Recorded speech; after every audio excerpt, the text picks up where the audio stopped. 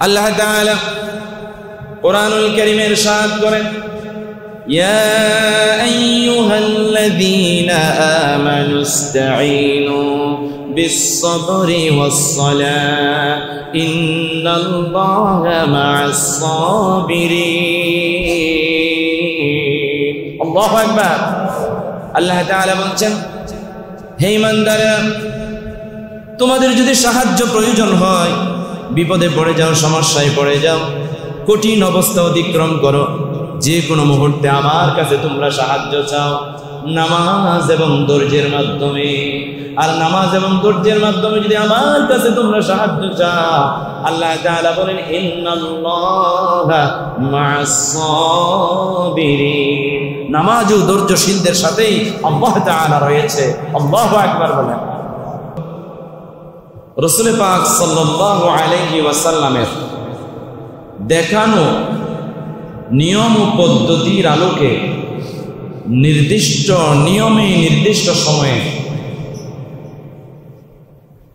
আল্লাহর দাসত্ব করা, আল্লাহর ঘরে হাজিরা দেওয়ার নাম হচ্ছে সালাত। যদি বলেন না সুবহানাল্লাহ। এই সালাতের বিষয়ে সর্বপ্রথম সূরা বাকারার শুরুতে আল্লাহ তাআলা বলছেন, الذين يؤمنون بالغيب ويقيمون الصلاة ومما رزقناهم ينفقون। আল্লাহ তাআলা বলছেন, যারা অদৃশ্যে বিশ্বাস করে এবং নামাজ কায়েম করে আর আল্লাহ তাআলার দেওয়া রিজিক থেকে যারা আল্লাহর জমিনে আল্লাহ তাআলার দেওয়া রিজিক থেকে তারা ব্যয় করে, তারাই হচ্ছে ঈমানদার। জোরে বলেন আল্লাহু আকবার। তাহলে আমার বন্ধুগণ, ঈমানের পরে দ্বিতীয় রুকন হচ্ছে, খেয়াল করেন, মানুষ যখন ঈমান আনে, অমুসলিম হোক, হিন্দু হোক, বুদ্ধ হোক, খ্রিস্টান হোক, কেউ যদি ঈমান আনে, ঈমান আনার সাথে সাথে সে নামাজ পড়তে জানুক আর না জানুক, যা জানে তা দিয়ে নামাজ শুরু করে দেওয়া। সুবহানাল্লাহ বলেন। তাহলে ঈমানের পরে দ্বিতীয় রুকন হলো, ইসলামের 5টি রুকনের মধ্যে দ্বিতীয় রুকন হলো নামাজ। যারা বলেন আল্লাহু আকবার। নামাজটা যদি কেউ নাও জানে, শুধু আল্লাহু আকবার বলতে জানে, যতক্ষণ তিনি নামাজের অন্যান্য নিয়ম কানুন না জানবে, ততক্ষণ পর্যন্ত শুধু আল্লাহু আকবার দিয়ে হলেও নামাজ আদায় করতে হবে। আল্লাহু আকবার। নামাজ একাকী আদায় করার চাইতে মসজিদে এসে আদায় করা 27 গুণ ফজিলত। যেটা বলেন আল্লাহু আকবার। মানুষ বুঝে না, এত ফজিলত বাদ দিয়ে নামাজ তরক করে, জামাত সহ পড়ে না, পরবর্তীতে পড়ার চেষ্টা করে, কয়েক ওয়াক্ত নামাজ একসাথে পড়ার চেষ্টা করে। এই নামাজ আল্লাহর দরবারে কবুল হবে না। অথচ নামাজের জামাতের যে ফজিলত একটু চিন্তা করে দেখেন। আল্লাহ রাসূল সাল্লাল্লাহু আলাইহি ওয়াসাল্লাম বলেন, সালাতুল জামাআতি তাফযুলু সালাতুল ফজরি ব27 দারাজা। আল্লাহু আকবার। আল্লাহ রাসূল সাল্লাল্লাহু আলাইহি ওয়াসাল্লাম বলেন, একাকী সালাত আদায় করার চাইতে জামাতে সালাত আদায় করার ফজিলত হলো 27 গুণ বেশি। আল্লাহু আকবার। অন্য হাদিসে আল্লাহ রাসূল সাল্লাল্লাহু আলাইহি ওয়াসাল্লাম বর্ণনা করেন যে কোনো মানুষ নামাজের আহ্বান শুনলো, নামাজের দাওয়াত পেল, তার মানে নামাজের আহ্বান, নামাজের দাওয়াত হলো আযান। আযান শোনার পরে আল্লাহর ডাকে সাড়া দিয়ে মসজিদে আসলো না, নামাজ পড়তে আসলো না, এই ব্যক্তি যদি পরবর্তীতে নামাজটা কাজাও করে, আল্লাহ তাআলার প্যারা হাবিব সাল্লাল্লাহু আলাইহি ওয়াসাল্লাম বলেন, ওই নামাজ আল্লাহর দরবারে প্রয়োজন নাই। জোরে বলেন না নাউজুবিল্লাহ। কত মানুষ দাবি করে মুসলমান, কত মানুষ দাবি করে ইমানদার, আযান শোনার পরে চায়ের দোকান ছাড়ে না, আযান শোনার পরে আড্ডা ছাড়ে না, আযান শোনার পরে বিবাহের আসর ছাড়ে না, আযান শোনার পরে খানা ছাড়ে না, আযান শোনার পরে ব্যবসা বাণিজ্য পরিত্যাগ করে আল্লাহর ঘরে সাড়া দিতে পারে না। জুড়ে জুড়ে বলেন না নাউজুবিল্লাহ। আল্লাহ তাআলা কুরআনুল কারীমে ইরশাদ করেন, ইয়া আইয়ুহাল্লাযীনা আমানু ইসতাঈনু বিস-সাবরি ওয়াস-সালাহ ইন্নাল্লাহা মা'আস-সাবিরিন। আল্লাহু আকবার। আল্লাহ তাআলা বলছেন, হে ঈমানদাররা, তোমাদের যদি সাহায্য প্রয়োজন হয়, বিপদে পড়ে যাও, সমস্যায় পড়ে যাও, কঠিন অবস্থা অতিক্রম করো, যে কোনো মুহূর্তে আমার কাছে তোমরা সাহায্য চাও নামাজ এবং ধৈর্যের মাধ্যমে। আর নামাজ এবং ধৈর্যের মাধ্যমে যদি আমার কাছে তোমরা সাহায্য চাও, আল্লাহ তাআলা বলেন ইন্নাল্লাহা মা'আস-সাবিরিন। নামাজ ও ধৈর্যশীলদের সাথেই আল্লাহ তাআলা রয়েছে। আল্লাহু আকবার বলেন। আল্লাহ যার সাথে থাকবে তার কোনো টেনশন নাই, আল্লাহ যার সাথে থাকবে তার কোনো দুঃখ নাই, আল্লাহ যার সাথে থাকবে তার কোনো সমস্যা নাই, কঠিনতা নাই, জটিলতা নাই। দুনিয়া এবং আখিরাত তার জন্য সফলতার দুয়ার খুলে যাবে, উন্মোচিত হয়ে যাবে। আল্লাহু আকবার বলেন। আল্লাহ তাআলা বলেন, ঈমানওয়ালা, তোমরা রুকু করো রুকুকারীদের সাথে, সিজদা করো রুকুকারীদের সাথে। তার মানে নামাজ পড়ে তোমরা জামাত সহকারে যারা নামাজ পড়ে তাদের সাথে। আল্লাহু আকবার। নির্দেশ কার? আল্লাহ। তাহলে আজান হয়েছে মসজিদে আর নামাজ পড়েছেন ঘরে। মেয়েরা ঘরে নামাজ পড়লে সমস্যা নাই, কিন্তু পুরুষ অবশ্যই মসজিদে এসে নামাজ পড়তে হবে। এখন জুমার দিনের চিত্র একরকম, আবার অন্য দিনের মসজিদের মুসল্লিদের চিত্র ভিন্ন রকম। আর ফজরের সময় অবস্থা তো খারাপ। জোরে বলেন না নাউজুবিল্লাহ। শুধু ফজরের যে সুন্নাত, এই সুন্নাতটা যারা পড়ে ঘুম থেকে উঠে, সে যেন পুরো দুনিয়াটাই লাভ করেছে। জোরে বলেন আল্লাহু আকবার। গোটা দুনিয়া, তার মানে গোটা দুনিয়াতে কি আছে? গোটা দুনিয়াতে স্বর্ণ আছে। গোটা দুনিয়া, এখন তো স্বর্ণের করে 2 লাখ খরচ করেছে, সুবহানাল্লাহ বলেন। দুনিয়াতে স্বর্ণ আছে, রূপা আছে, হীরা আছে, মণিমুক্তা আছে, পৃথিবীর যত সব দামি দামি মূল্যবান জিনিস আছে, সব কিছুর চাইতেও বেশি দামি ফজরের 2 রাকাত সুন্নাত। জোরে বলেন আল্লাহু আকবার। কত বড় সফলতা মানুষ বুঝে না, অথচ আল্লাহ তাআলা বলছেন কোরআনুল কারীমে 18 নম্বর পারার শুরুর আয়াতে, قد أفلح المؤمنون الذين هم في صلاتهم خاشعون। আল্লাহু আকবার। সেই সমস্ত মুমিনরা সফলকাম কারা? যারা খুশু হুজু, বিনয় এবং নম্রতার সাথে নামাজ আদায় করেছে, সালাত পড়েছে। আল্লাহু আকবার। যারা বিনয় ও নম্রতার সহিত খুশু হুজু নিয়ে একাগ্র চিত্তে আল্লাহর ঘরে এসে নামাজ আদায় করেছে, তারা সফল কাম, তারা কামিয়াব। কার কথা? আল্লাহর কথা। আমার বন্ধুগণ, শুধু তাই নয়, আল্লাহ তাআলা কুরআনুল কারীমের অন্য আয়াতে বলেন, قد أفلح من تزكى وذكر اسم ربه فصلى। আল্লাহু আকবার। আল্লাহ তাআলা বলছেন, قد أفلح من تزكى, যে ব্যক্তি পবিত্রতা অর্জন করেছে এবং তার রবের নামে জিকিরের মাধ্যমে নামাজ আদায় করেছে, ওই ব্যক্তি সফল কাম হতে পারে, কামিয়াব হতে পারে। আল্লাহু আকবার। তাহলে বোঝা যায় যারা নামাজি, যারা পরহেজগার, মসজিদে এসে নামাজ পড়ে, তারা দিনে 5 টাইমস এ ডে পবিত্রতা অর্জন করে, পবিত্রতার মাধ্যমে আল্লাহর দরবারে এসে সিজদা করে। আর মানুষ যখন সিজদা করে, সব চাইতে বেশি রবের নিকটে চলে যায়। আল্লাহু আকবার। এজন্য আল্লাহ রাসূল বলেন, সবচাইতে বেশি আল্লাহর কাছাকাছি ওই মানুষটা যায় যে মানুষটা সিজদা করে। ওয়াসজুদ ওয়াকতারি, সিজদা করো এবং রবের কাছে চলে যাও। আল্লাহু আকবার। আপনি যখন আমার কাছে আসবেন, তখন আমার কাছে জানার চেষ্টা করতে পারবেন, প্রশ্ন করার চেষ্টা করতে পারবেন, মনের কথা বলার চেষ্টা করতে পারবেন। কাছে না থাকলে তো বলতে পারবেন। ঠিক তেমনি আপনি যখন সিজদার মাধ্যমে আল্লাহর কাছাকাছি চলে যাবেন, সিজদায় আপনি আল্লাহকে আপনার চাহিদার কথা, আপনার আকাঙ্ক্ষার কথা, আপনার দুঃখের কথা, আপনার সুখের কথা সব কিছু আল্লাহর সাথে শেয়ার করেন। আল্লাহু আকবার বলেন। নামাজকে মানুষ মনে করে এটা একটা দায়িত্ব। কি মনে করে? দায়িত্ব। কিন্তু এটা একটা মূর্খতা। এই নামাজ আপনার জন্য দায়িত্ব নয়, এই নামাজ হচ্ছে একটা সুযোগ। কিসের সুযোগ? সুযোগ হচ্ছে দিনে 5 বার, একবার নয়, 2 বার নয়, 3 বার নয়, দিনে 5 বার আল্লাহর সাথে সাক্ষাৎ পাবার সুযোগ। আল্লাহু আকবার।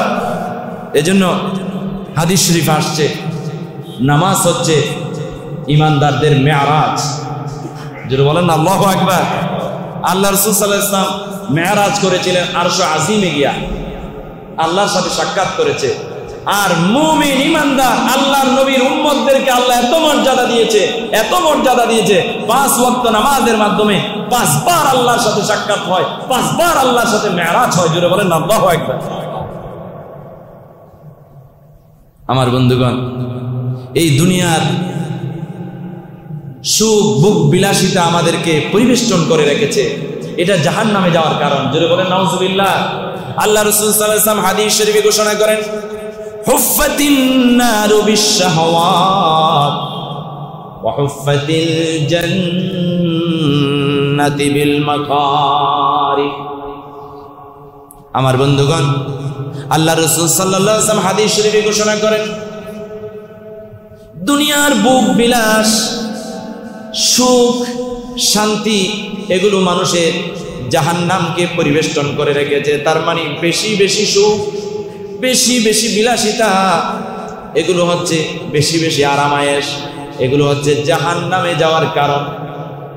আর হচ্ছে কষ্ট, দুঃখ, ক্লেশ, এই সমস্ত কঠিনতা জটিলতা মানুষকে জান্নাতে যাওয়ার জন্য, জান্নাত ওই সমস্ত দুঃখ ক্লেশ জটিলতা কঠিনতা জান্নাতকে পরিবেষ্টন করে রেখেছে। যদি বলেন আল্লাহু আকবার। তাহলে জান্নাতে যেতে চাইলে আরাম, আয়েশ, সুখ এগুলোকে পরিহার করে কষ্টের পথ বেছে নিতে হবে, কঠিন পথ বেছে নিতে হবে। যেমনটি হচ্ছে হেদায়েতের পথ, সিরাতাল মুস্তাকিমের পথ। এটা এমনি লাল গালিচা বিছানো পথ নয়, এটা হচ্ছে আপনাকে মনে করতে হবে আঁকা বাঁকা একটা বক্র রেখার মতো একটা পথ। ওই পথে আবার এদিক সেদিক কইরা বিভিন্ন ধরনের হরেক রকমের কাঁটা যুক্ত একটা পথ। ওই পথে কাঁটা বৃদ্ধ না হয়ে আপনাকে বেছে বেছে চলে সেই সফলতার শীর্ষস্থান হাসিল করার জন্য ওই সিরাতাল মুস্তাকিম সহজ সরল পথ পাবার অনুসন্ধানে আপনাকে এই কাঁটাযুক্ত পথ বেছে নিয়ে আস্তে আস্তে আস্তে আস্তে করে আপনাকে জান্নাত পর্যন্ত পৌঁছে যেতে হবে। পারবেন ইনশাআল্লাহ? আল্লাহ তৌফিক দান করুন বলি আমিন। যেমন আপনি জোহরের নামাজের পর একটু কাইলুলা করছেন, শুয়েছেন, শয়তান বলছে আর উঠতে হবে না তোকে, বান্দা ঘুমা, তোকে আমি একটু তেল মালিশ করি, মাথায় একটু নাড়াচাড়া দেই, পিঠে একটু হাত বুলিয়ে দেয়। শয়তান এমনভাবে আপনাকে হাত বুলাবে, এমনভাবে শয়তানের পাকা দিয়ে আপনাকে শান্তি দেবে, যার দরুন আপনি আসরের নামাজটা যেন কি হয়ে যায়, কাজা হয়ে যায়। নাউজুবিল্লাহ বলেন। এজন্য আমার বন্ধুগণ, কোরআনুল কারীমে আল্লাহ তাআলা ঘোষণা করেন, হাফিযু আলাস সালাওয়াতি ওয়াস সালাতিল উসতা وقوموا لله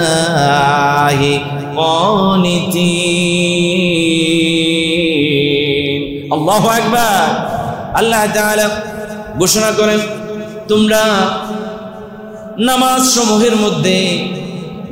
সমূহের যত্ন নাও, তন্মধ্যে মধ্যবর্তী সালাতের বেশি করে যত্ন নাও। জোরে বলেন আল্লাহু আকবার।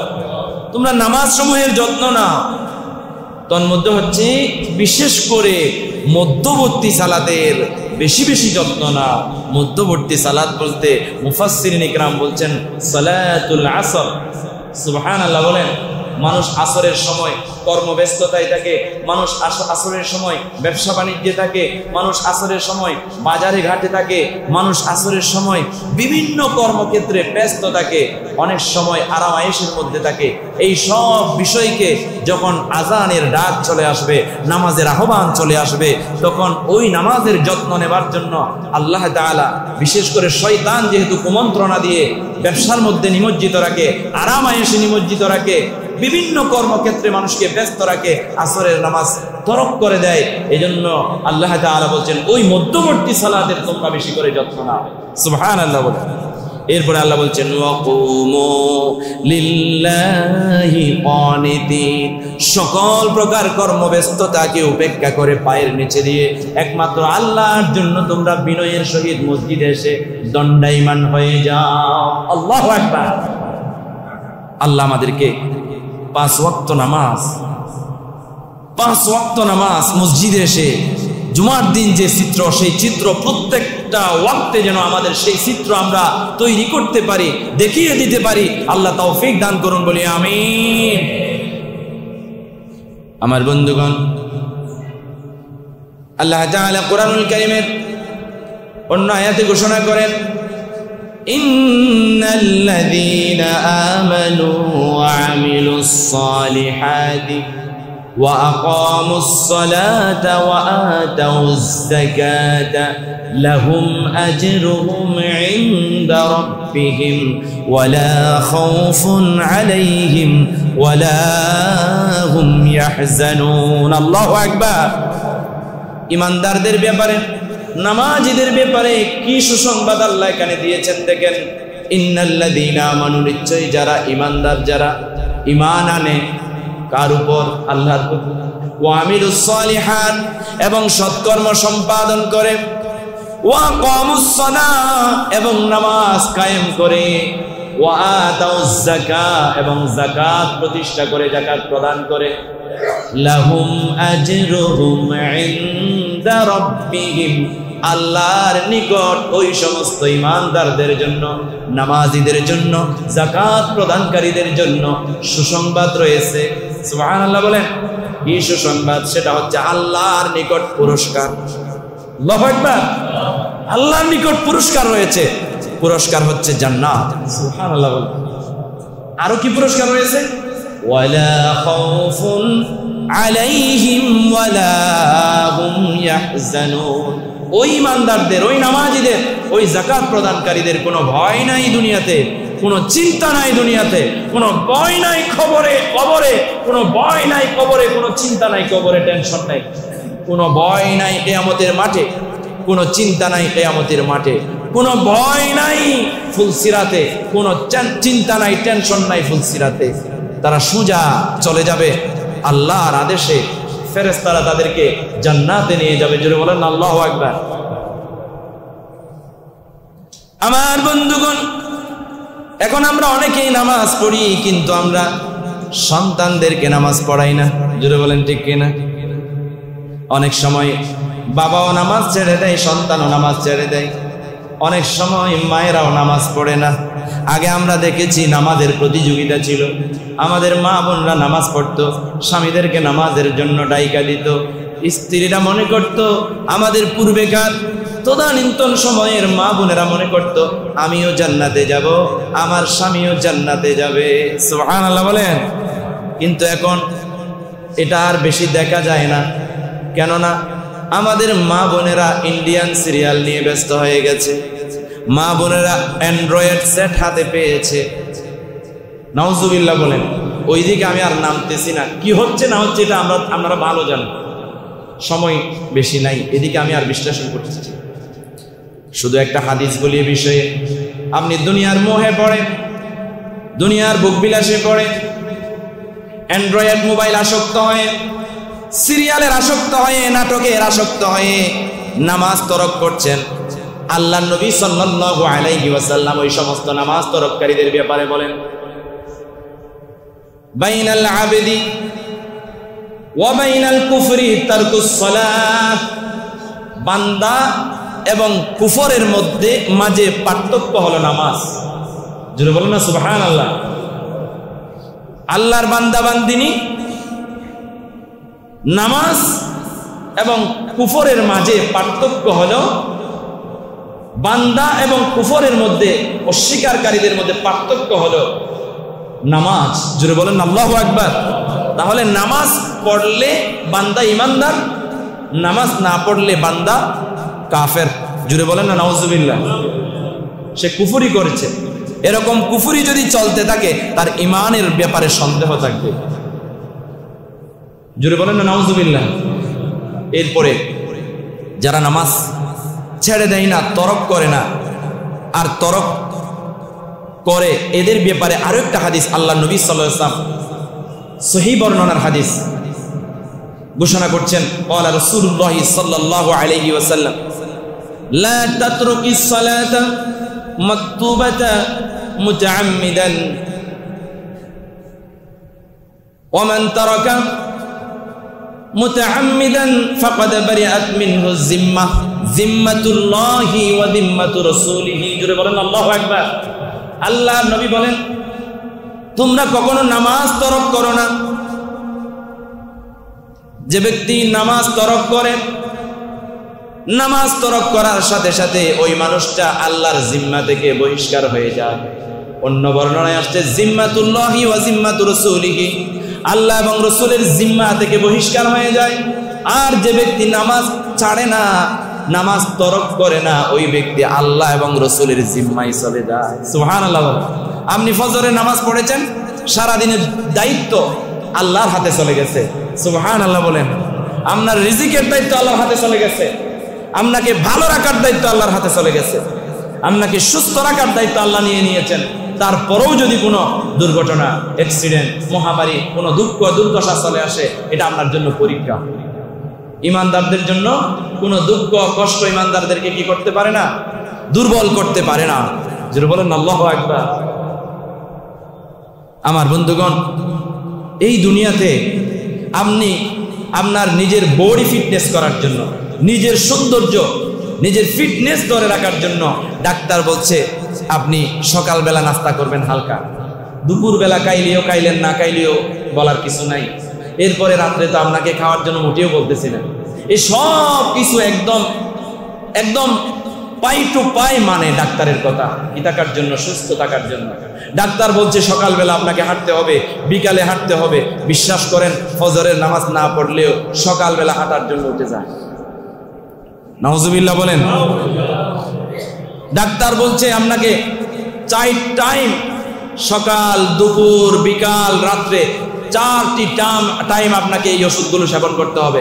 বিশ্বাস করেন, কাটাই মানে ডাক্তারের কথা মানছেন শান্তিতে থাকার জন্য। আপনি জিম করছেন আপনার বডি ফিটনেস ধরে রাখার জন্য, এত কিছু করছেন যে আল্লাহ তাআলার যে আদেশ 5টি বার আল্লাহর সাথে সাক্ষাৎ করার কথা বললেন, আপনি আল্লাহর কথা না মেনে দুনিয়ার মানুষের কথা মেনে নিয়েছেন, তাহলে আপনার জন্য তো দুনিয়া দুর্ভোগ হয়ে যাবে। নাউজুবিল্লাহ বলেন। এজন্য আল্লাহ তাআলা কোরআনুল কারীমের সূরা মাউনের মধ্যে ঘোষণা করেন, ফাওয়াইলুল লিল মুসাল্লিন আল্লাযীনা হুম আন সালাতিহিম সাহুন আল্লাযীনা হুম ইউরাউন। দুর্ভোগ তাদের জন্য, ওয়াইল নামক জাহান্নাম তাদের জন্য।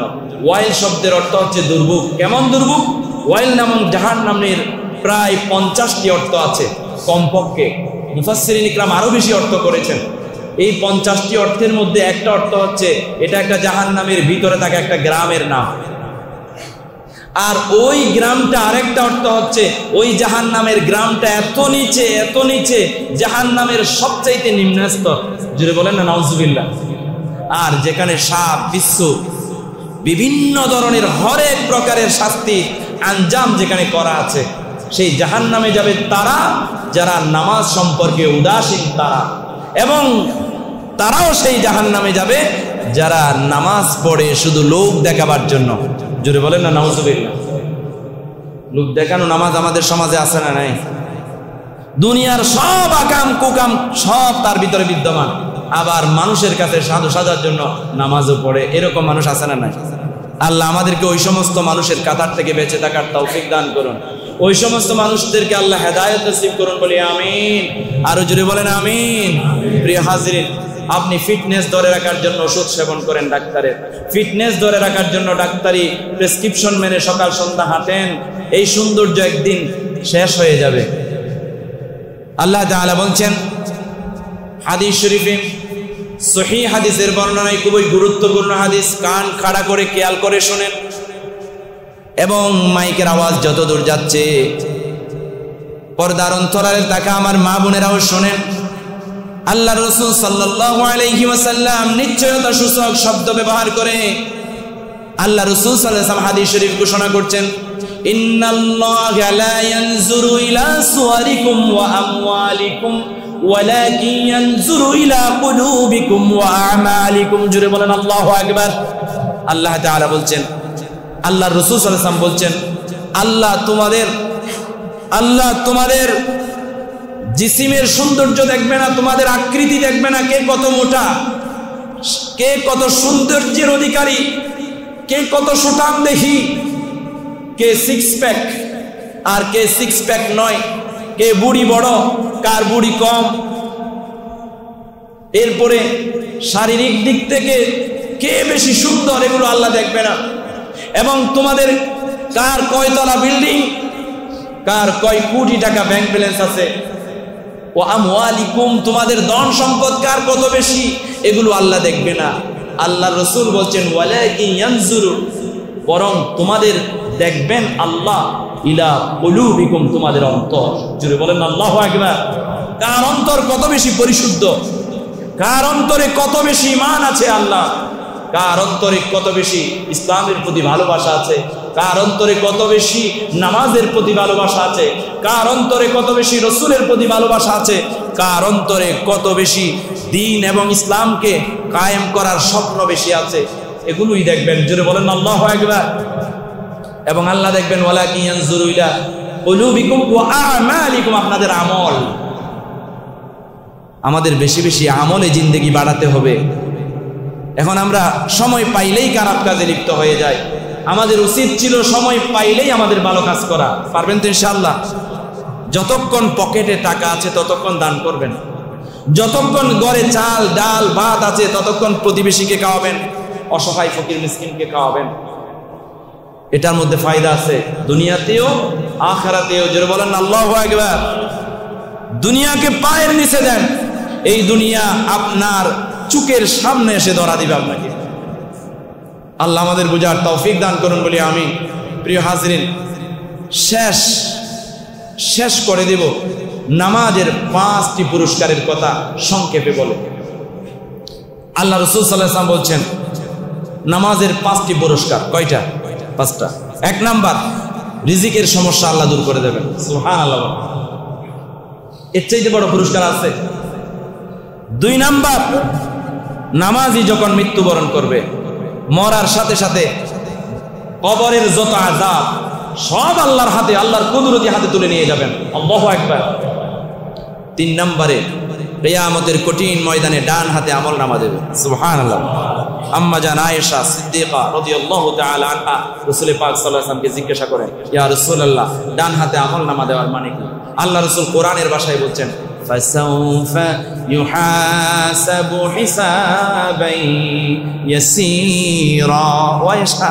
ডান হাতে আমল নামা পাবার মানে হচ্ছে ওই ব্যক্তির হিসাব আল্লাহ সহজ করবে, আর যে ব্যক্তির হিসাব আল্লাহ সহজ করবে সে জান্নাতি, আর যে ব্যক্তি থেকে আল্লাহ হিসাব নেবে সে জান্নাতে যাওয়ার প্রশ্নই আসে না। আল্লাহ রাসূল বলছেন, ও আমার উম্মতেরা, ও আমার সাহাবারা, আল্লাহ যদি আমার কাছ থেকে হিসাব নেয়, আমি রাসূল আল্লাহর সামনে আমার আমলে জীবনের হিসাব দেওয়ার ক্ষমতা আমি রাখি না। জোরে বলেন না আল্লাহু আকবার। যেখানে আল্লাহ রাসূল বলে আমি আল্লাহর সামনে দাঁড়িয়ে হিসাব দিতে সক্ষমতা রাখি না, সেখানে আমি আর আপনি এত বড় গুনাহগার মানুষ, আমরা কেমনে আল্লাহর সামনে দাঁড়ানোর স্বপ্ন দেখি? আল্লাহকে বারবার বলেন, আল্লাহ রব্বানা আতিনা ফিদ দুনিয়া হাসানা ওয়া ফিল আখিরাতি হাসানা ওয়া কিনা আযাবান নার। আল্লাহ আমাকে দুনিয়া এবং আখিরাতের মুক্তি প্রদান করো, দুনিয়া এবং আখিরাতে কল্যাণ দান করো, এবং জাহান্নাম থেকে আমাকে মুক্তি প্রদান করো। এভাবে আল্লাহর কাছে দোয়া করবেন। এবং আল্লাহর কাছে দোয়া করবেন, আল্লাহ আমার জন্য কিয়ামতের ময়দানে হিসাবটা আল্লাহ তুমি সহজ করো, কিয়ামতের ময়দানের কঠিন হিসাবের সম্মুখীন থেকে আমাদেরকে পানাহ দান করো। এভাবে আল্লাহর কাছে চাইতে হবে। আল্লাহ তৌফিক দান করুন বলি আমিন। আল্লাহর কাছে পানাহ চাইবেন।